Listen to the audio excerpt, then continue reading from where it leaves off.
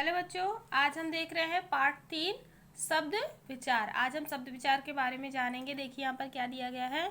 ध्वनियों के मेल से वर्ण और वर्णों के सार्थक मेल से शब्द बनते हैं।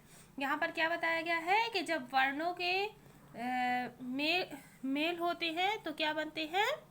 ध्वनियों के मेल होने से क्या बनते हैं, वर्ण, और वर्णों के मेल होने से क्या बनते हैं, शब्द। लेकिन वह मेल कैसा होना चाहिए, सार्थक होना चाहिए। ठीक है, तो यहाँ पर क्या बताया गया है। देखिए यहाँ पर लिखा है फल, चिड़िया और जोकर। तो ये जो वर्ण है, फ धन ल फल, ची धन री धन या चिड़िया, जो धन क धन र जोकर। ठीक है, वर्णों के बारे में तो आप पहले ही जान चुके हैं। अब इनके मेल से इस तरीके से सार्थक शब्द बनते हैं। अब क्या होता है कि अगर इन मेल को हम इनकी दिशा से हटा दें, या आखिरी वाले को पहले, पहले वाले का आखिरी कर दें, जैसे यहाँ पर नीचे दिया गया है, तो क्या हो जाएगा, इनका अर्थ बदल जाएगा या ये निरर्थक हो जाएंगे। जैसे ये सारी चीजें बताई गई है ना, इनके क्रम को बदलने से क्या होगा, ये निरर्थक शब्द बन जाएंगे, अर्थात इनका कोई अर्थ नहीं निकलेगा। आगे देख लेते हैं। वर्ण की परिभाषा दी गई है। तो वर्णों का वह सार्थक मेल जिसका कोई निश्चित अर्थ होता है शब्द कहलाता है। ठीक है ना, तो वर्णों की परिभाषा भी आपको समझ में आ गई। आगे हम देख लेते हैं शब्द और पद। तो वर्ण की परिभाषा आपको समझ में आ गई ना। देखिए, स्वतंत्र सार्थक वर्ण समूह शब्द कहलाते हैं, परंतु शब्दों को जब वाक्य के नियम के अनुसार वाक्य में प्रयोग करते हैं तो वह पद कहलाते हैं। क्या बताया है, जब यह स्वतंत्र होंगे, अलग लिखे होंगे, तो ये क्या कहलाएंगे, शब्द कहलाएंगे। अब इन्हीं शब्दों को हम व्याकरण के नियमों के अनुसार वाक्य में प्रयोग कर रहे हैं, तो ये क्या कहलाएंगे, पद कहलाएंगे। क्या कहलाएंगे, पद। अगर स्वतंत्र रूप से लिखे हैं तो शब्द, और अगर वाक्यों में लिखे हैं तो वाक्यों के अंतर्गत वो क्या कहलाएंगे, पद कहलाएंगे। ऐसा हमें कहाँ से पता चलता है, ऐसा हमें व्याकरण से पता चलता है। ठीक है ना, व्याकरण का ज्ञान अगर हमें है तो हम ये चीजें सारी समझ सकते हैं। अब यहाँ पर हम व्याकरण शब्द के भेद देख लेते हैं कि शब्द किस प्रकार से लिखे जाते हैं, कितने तरीके से होते हैं। तो यहाँ रचना अथवा बनावट के अनुसार शब्द होते हैं, अर्थ के आधार पर शब्द होते हैं। ठीक है ना, अर्थ के आधार पर, फिर प्रयोग के आधार पर शब्द होते हैं, और उत्पत्ति के आधार पर। यानी शब्द 4 प्रकार के यहाँ पर बताए गए हैं। रचना के आधार पर, देखिए रचना या बनावट के आधार पर कुछ भी कह सकते हैं। तो रचना या बनावट के आधार पर शब्दों के भेद देखते हैं। तो शब्द रूढ़, योग रूढ़ और यौगिक 3 प्रकार से हो जाते हैं। ठीक है ना, तो रचना के आधार पर या बनावट के आधार पर आप जो भी समझ सकें, तो उस दोनों एक ही चीज है, रचना कहिए या बनावट कहिए। ठीक है ना, रचना या बनावट के आधार पर शब्दों के भेद, तो ये 3 तरीके से होते हैं। अब इसकी परिभाषा देख लेते हैं। तो सबसे पहले रूढ़ शब्द। तो रूढ़ शब्द की परिभाषा क्या है, वे शब्द होते हैं जिनके सार्थक टुकड़े नहीं किए जा सकते, क्योंकि ये शब्दों के मेल से नहीं बनते। इनके अर्थ निश्चित होते हैं, जैसे हाथी, सेना, वृक्ष आदि। क्या बताया गया है, देखिए पर ध्यान दीजिएगा। अगर हम इनके टुकड़े कर देंगे तो इनका अर्थ नष्ट हो जाएगा, खत्म हो जाएगा। तो इसलिए हम इनको बांटते नहीं हैं, इनके टुकड़े नहीं कर सकते हैं। तो ये कौन से शब्द होते हैं, रूढ़ शब्द होते हैं। कौन से शब्द होते हैं, रूढ़ शब्द होते हैं। अब आता है यौगिक शब्द। तो यौगिक शब्द में क्या बताया गया है, 2 या 2 से अधिक सार्थक शब्दों के मेल से बने शब्द यौगिक शब्द कहलाते हैं। जैसे रसोई घर, रसोई धन घर, भोजनालय, भोजन धन आलय आदि। देखिए यहाँ पर क्या था, रूढ़ शब्द में हम इनके टुकड़े नहीं कर सकते थे, लेकिन यहाँ यौगिक शब्द में क्या कर सकते हैं, इनके टुकड़े कर सकते हैं। ठीक है ना, तो यही अंतर है दोनों में, इसको ध्यान से आप समझ लीजिएगा। ठीक, आगे क्या दिया गया है, योग रूढ़ शब्द। योग रूढ़ शब्द में क्या है, जब कोई शब्द यौगिक होते हुए भी सामान्य अर्थ को न प्रकट कर रूढ़ अर्थ को दर्शाते हैं वे योग रूढ़ शब्द कहलाते हैं। यहाँ पर क्या बताया गया है कि जो योग रूढ़ शब्द होते हैं वो क्या करते हैं, होते तो हैं वो सामान्य दिखने वाले, ठीक है ना, यौगिक होते हैं, लेकिन अर्थ कैसा प्रकट करते हैं, रूढ़ प्रकट करते हैं, यानी अर्थ उनका जो होता है थोड़ा अलग होता है। इनके उदाहरण दिए गए हैं नीचे, तो हम उदाहरण से इनको अच्छी तरीके से समझ सकते हैं। तो यहाँ पर उदाहरण क्या दिया गया है, घनश्याम एकदम सामान्य दिख रहा है। आगे क्या है, घन धन श्याम, इसका अर्थ क्या होगा, घन मीन्स होता है बादल, श्याम मीन्स होता है काला, ठीक है ना। घनश्याम का अर्थ क्या होता है, घनश्याम का हम जब इसको बांटेंगे तो घन धन श्याम, अर्थ क्या हुआ, घन का अर्थ हुआ बादल, श्याम का अर्थ हुआ काला। अब इसका क्या अर्थ है, कृष्ण के लिए प्रयुक्त होता है, यानी घनश्याम कृष्ण के लिए प्रयुक्त होता है। इसका अलग अलग करेंगे तो बादल और काला, यानी अगर हम इसको अलग कर देंगे तो इसका अर्थ बदल जाएगा, और अगर ये एक साथ रहेगा तो ये कृष्ण के लिए प्रयोग किया जाने वाला शब्द है, ठीक है ना। इसी तरह से यहाँ देखिए चतुर्भुज, चतुर्भुज का अर्थ क्या होता है, चतुर्भुज को बांटते हैं तो चार भुजा, फिर विष्णु के लिए प्रयुक्त किया जाता है, अतः ये रूढ़ योग रूढ़ शब्द है। यहाँ क्या होता है कि जब हम किसी शब्द को सुनते हैं उसका अर्थ थोड़ा अलग निकलता है, और जब हम उसको क्या करते हैं, उसको बांटते हैं यानी उसका खंडन करते हैं, तो उसमें क्या होता है, उसमें कुछ बदलाव हमें देखने को मिलते हैं। अगला देखते हैं हम अर्थ के आधार पर शब्द भेद। अर्थ के आधार पर विलोम शब्द, पर्यायवाची शब्द, अनेकार्थक शब्द, श्रुति सम भिन्नार्थक शब्द, वाक्यांशों के लिए एक शब्द। देखिए यहाँ पर इतनी चीजें हैं, अर्थ के आधार पर भी इसके 5 भेद बताए गए हैं, ठीक है ना। सबसे पहले रचना और बनावट के आधार पर था, तो रचना और बनावट के आधार पर 3 भेद थे, अर्थ के आधार पर 5 भेद हैं। तो देखिए यहाँ पर 5 भेदों में सबसे पहले क्या बताया गया है, विलोम शब्द के बारे में। विपरीत अर्थ का बोध कराने वाले शब्द विलोम शब्द कहलाते हैं। जैसे देखिए यहाँ पर दिया है आदि, अंत, उदय, अस्त, वीर, कायर आदि। अर्थात यहाँ पर क्या बताया गया है, विलोम अर्थ, उल्टा अर्थ। जैसे अगर आदि है यानी जिसका कोई अंत ही नहीं, तो उसका विलोम क्या होगा, अंत होगा। उदय जैसे सूर्य उगता है, फिर अस्त डूब जाता है, ठीक है ना, तो दोनों विलोम है, अर्थ इनका दोनों का अलग अलग है। वीर यानी पराक्रमी मतलब बहुत ताकतवर, कायर यानी डरपोक। तो इस तरीके से अलग अलग अर्थ जो प्रस्तुत करते हैं वो विलोम अर्थ वाले शब्द कहलाते हैं। अब पर्यायवाची, पर्यायवाची में क्या होता है, समान अर्थ प्रकट करने वाले शब्द पर्यायवाची शब्द कहलाते हैं। जैसे एक शब्द के कई अर्थ निकलते हैं, ठीक है ना।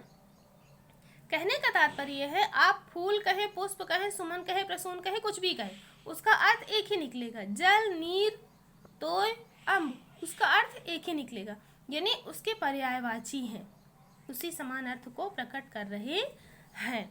आगे देखिए अनेकार्थी, वे शब्द जिनका अर्थ सदैव एक सा, सॉरी यहाँ पर एकार्थी लिखा है, एकार्थी, वे शब्द जिनका अर्थ सदैव एक सा रहता है, एकार्थी शब्द कहलाते हैं।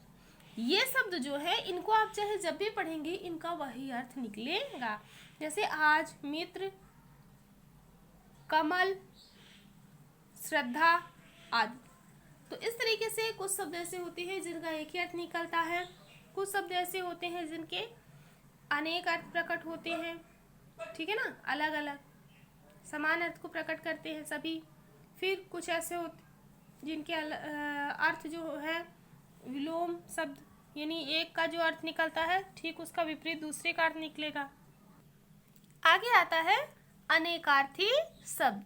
अनेकार्थी शब्द में क्या होता है, अनेक अर्थ वाले शब्द अनेकार्थी शब्द कहलाते हैं। जैसे यहाँ पर क्या है, जैसे कर, कर का क्या अर्थ होता है, कर मीन्स हाथ होता है, ठीक है ना, कर यानी हाथ भी हो सकता है, और कर यानी टैक्स भी हो सकता है।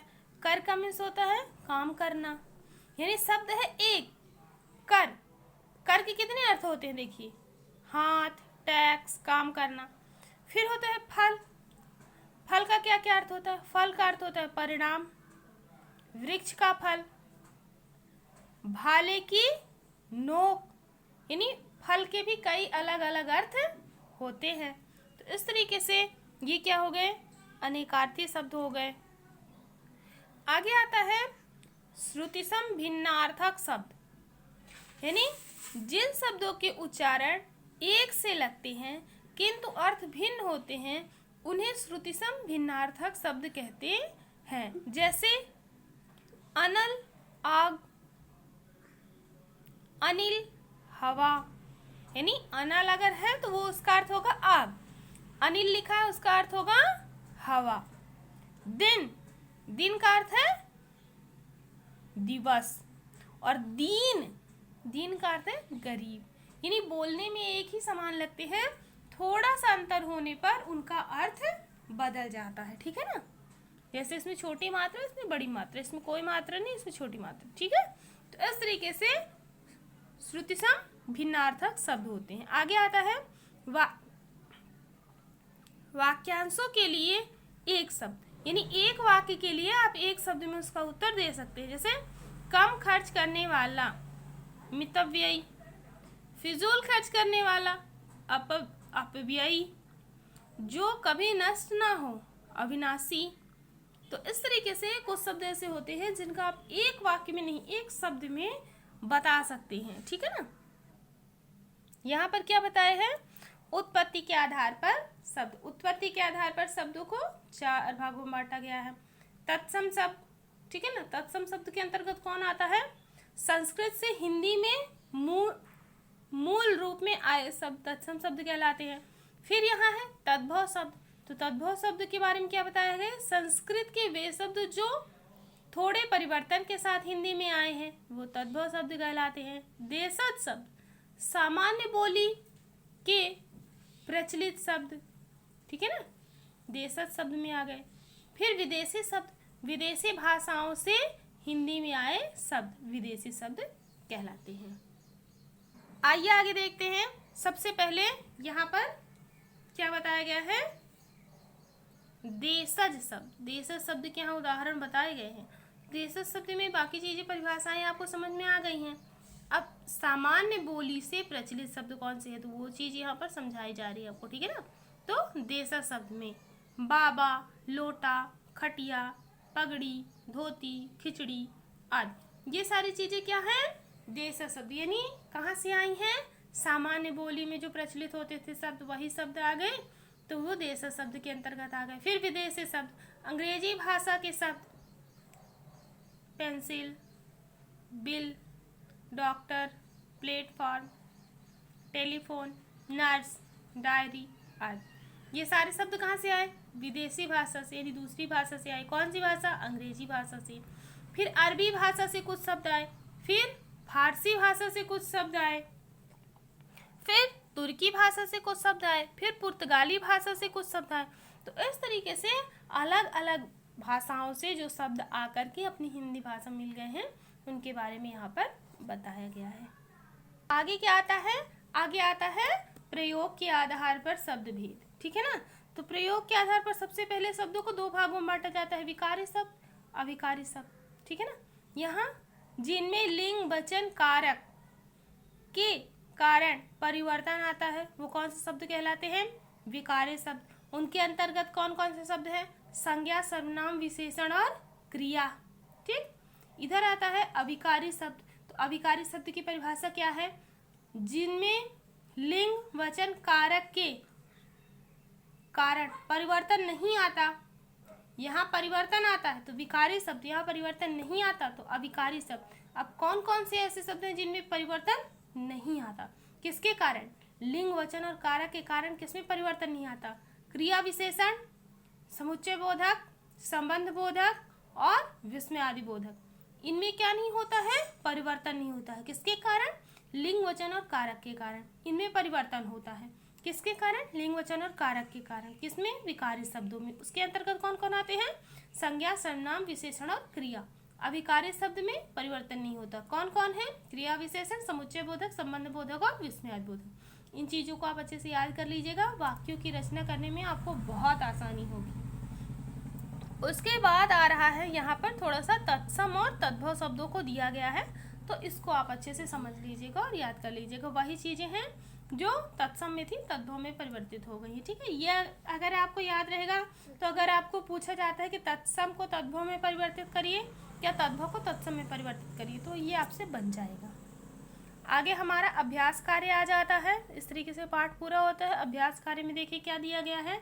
सही विकल्प के सामने सही लगाइए। अगर आपने पाठ को सही तरीके से वीडियो को देखा है, इस पाठ के वीडियो को, तो आपको ये बन जाएगा। नहीं बनता तो आप कमेंट करके पूछ सकते हैं। इनमें से 3 ऑप्शन दिए गए हैं। ठीक है, 3 विकल्प दिए गए हैं, तीनों में से कोई एक सही है। उस सही वाले में आपको सही का निशान लगाना है। आगे वही चीज यहाँ पर भी दिया गया है विकल्प आपका कि दूध का तत्सम शब्द क्या है, क्या होगा। तो वही चीज जो भी हमने पहले बताई थी, तो वही आपको यहाँ पर तद्भव तत्सम अगर आप पढ़ लेंगे तो आपको बन जाएगा। आगे यहाँ दिया गया है, यहाँ कुछ शब्द लिखे गए हैं और लिखा है शब्दों को सही कॉलम में लिखिए। कौन से शब्द अंग्रेजी भाषा के हैं, कौन से तुर्की, कौन से पुर्तगाली और कौन से अरबी भाषा के। अगर भाषाओं को आपने ध्यान से पढ़ा है, समझा है, तो वो आपको आ जाएगा।